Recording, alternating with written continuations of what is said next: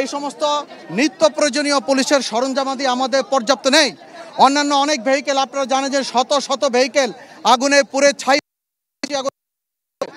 এই সীমাবদ্ধ সাপোর্ট নিয়েই আমরা আমাদের সীমাবদ্ধ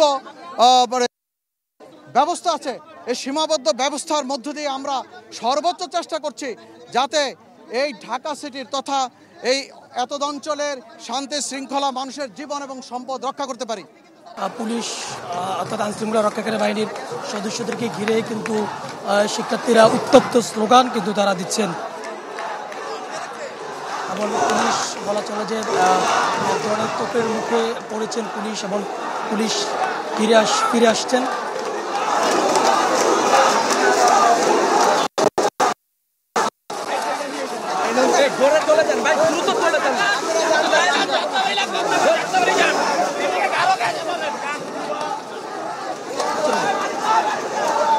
এবং পুলিশ মাহবুবুর রহমান মোল্লা কলেজের ভিতরে ঢুকতে গেলে কিন্তু পুলিশকে তারা ভিতরে ঢুকতে দেয়নি মাহবুবুর রহমান মোল্লা কলেজের শিক্ষার্থীরা, এবং তারপরেই পুলিশ ওখান থেকে ফিরে আসে এবং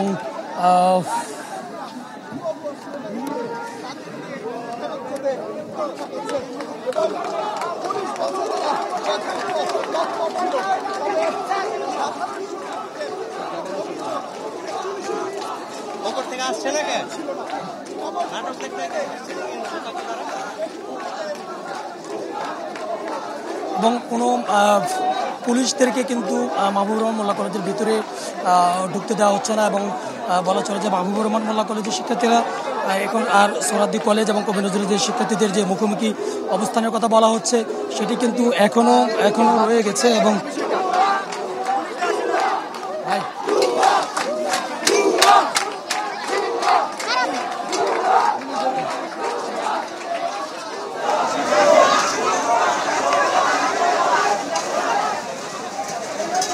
পুলিশকে ঘিরে শিক্ষার্থীরা উত্তপ্ত স্লোগান দিয়েছেন এবং শিক্ষার্থীদের বাধার মুখে পুলিশ এখন পিছু হটছে।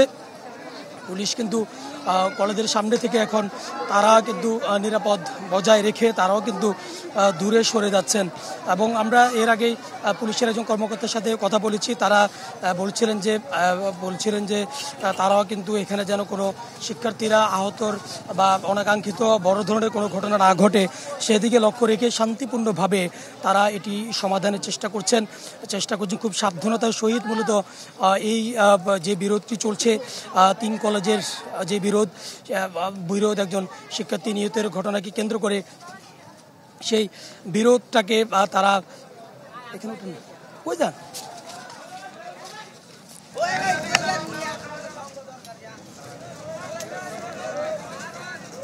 করছেন। এবং এই মুহূর্তে দেখতে পাচ্ছেন যে এপিবিএনের সদস্য, পুলিশ সদস্যরা সহ সবাই কিন্তু ওই ঘটনাস্থল থেকে তারা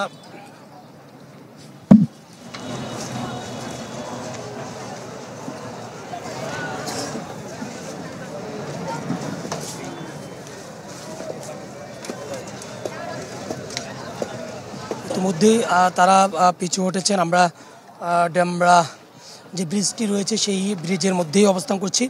এখানে আইনশৃঙ্খলা রক্ষাকারী বাহিনীর সদস্যদের ব্যাপক উপস্থিতি রয়েছে এবং তারা সর্বোচ্চ চেষ্টা করেছেন যে এটি সাবধানতার সহিত পুরো পরিস্থিতিটাকে নিয়ন্ত্রণে আনার জন্য। কিন্তু আমরা যখনই দেখেছিলাম যে পুলিশ সদস্যরা ওই কলেজটির ভিতরে ঢুকেই শিক্ষার্থীদের সাথে কথা বলার চেষ্টা করেছেন, কিন্তু তাদেরকে